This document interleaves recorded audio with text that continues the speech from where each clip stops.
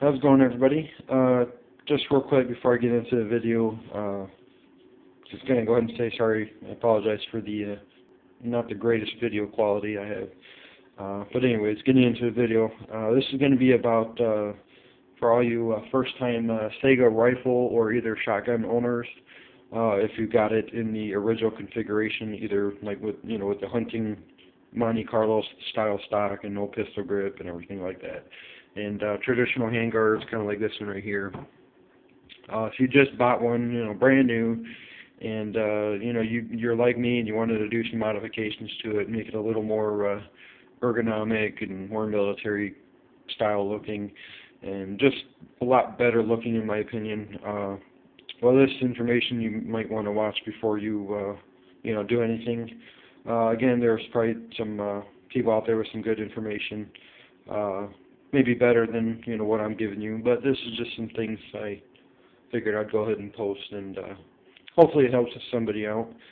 Of course, a little information on why these weapons were originally in the configuration that they were in.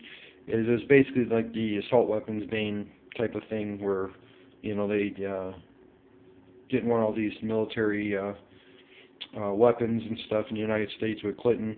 I think, could be wrong, I don't really know the whole information or the history, but I think they brought them in during that time, and so they weren't really in a military form, and that's how they were able to bring them into the United States. Again, I could be wrong on that information, so apologize if I am. But so basically, for somebody that doesn't know, there's certain weapons that fall into the ATF category, like SKSs, set-me rifles, and AKs and stuff like that, that they have to have so many U.S.-made parts if you want to have a pistol grip and all that kind of assault weapon look. So you basically have to have so many U.S.-made parts on there. It's called the 922R compliance, and basically it regulates, how many foreign parts you can have on the weapon. Don't ask me as far as, how many do you need. I'm not even sometimes sure myself. So, I mean, there's like a 922R calculator. Just Google it, and, as far as I know, it's pretty accurate. So, as far as, letting you know if you're legal or not. And, again, some people may say, oh, who cares, they're not really going to check on your weapons to make sure they're legal. But it's just the fact that you never know when the ATF is wanting to check it out. And they'll say, hey, you don't have so many U.S.-made parts on your weapon, so this is illegal. So just to be on the safe side, you might as well go ahead and do it. Again, it's up to you if you want to, follow the laws or not. But anyway, so yeah, you have to do or have so many U.S.-made parts on the weapon to make it legal. And of course, they say which ones are falls under the category of a foreign-made part that they want you to replace, or to be replaced. Of course, things like the safety and some other things, that doesn't count as far as compliance part. But like your stock, pistol grip, trigger assembly, barrel counts. Of course, you don't have to have it U.S. made, but it is a part that they regulate as being U.S. or not. Your bolt carrier, your bolt, actually I think does not fall under it, so you don't have to worry about that. I'm pretty sure, it could be wrong. Your forearm or forend and everything like that. So basically, when you get these rifles, they have no U.S. made parts on them. They're 100% Russian made. As far as the plastic stock and forend, I imagine they're Russian made too. So of course, what they did is, since they didn't have a pistol grip and they just had a hunting stock, they had a bracket that's riveted, and it was thicker, and the actual trigger assembly was back here where the pistol grip was, basically. And so that way you can kind of hold on to the stock and then fire the weapon. And basically this right here, this trigger where it is here, was not there. And it was actually a armament, or a system that they came up with, where the actual mechanism was still here, and the hammer and everything, but they just had it where it's extended back here, but the trigger is back here. So that's, you know, how they got away with not having a pistol grip and, you know, just a hunting, you know, kind of like a shotgun or something. And so that way it was legal to bring into the United States, kind of as a sporting weapon, and they didn't have a muzzle brake or nothing like that. So that also was another way they got out of making it legal into the United States to be imported. And also the fore-end, they just had a traditional hunting extended fore-end. And of course the gas tube originally wasn't able to use traditional gas tubes, and also handguards didn't have the bracket to hold a traditional AK handguard, kind of like I have on here. I'll get onto that a little later. So basically, if you want to take it out of the hunting form, you have to do the 922R compliance. Get all the enough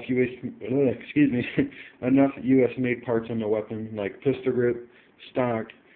Trigger assembly counts as 3 parts: the trigger, hammer, and disconnector.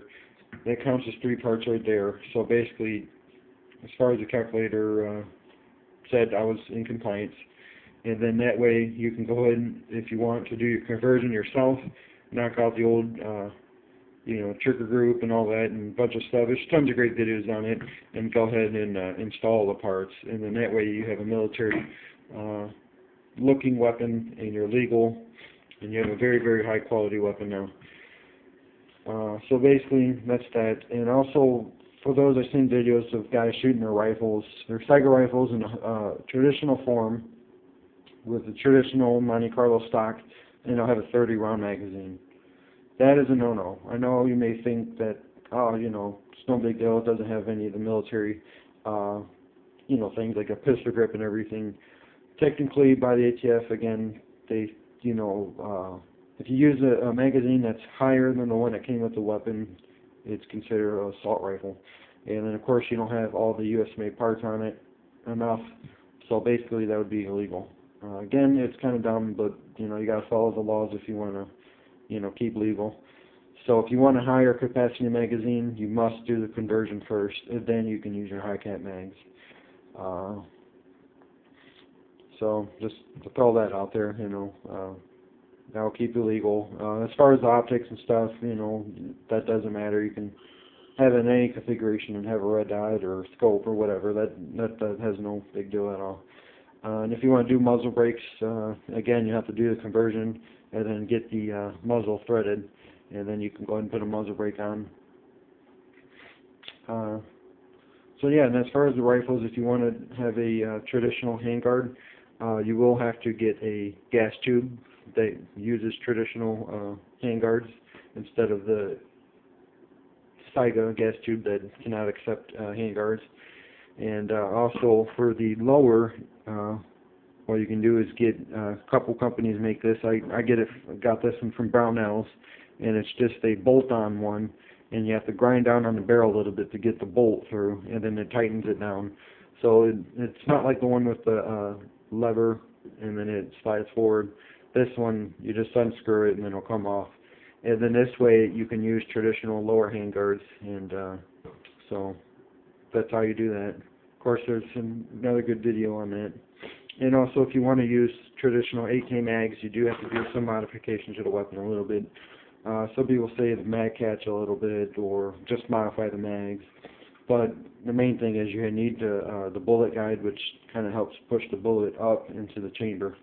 And so you need to install that into the lower receiver. Other great videos on there. And for the 223 Saiga, once the bullet guide is installed, you can use these Tactical magazines. They're for the Galil 223 AK variant with the, you know, upturn charging handle. So it works perfectly. I had no problems with it with this magazine.